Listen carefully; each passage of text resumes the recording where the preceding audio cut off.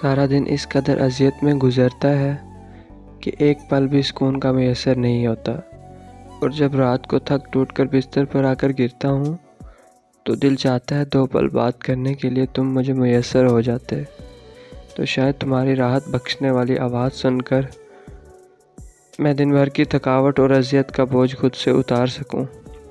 لیکن شاید قسمت اس وقت مجھ پر پوری طرح مہربان نہیں ہوتی۔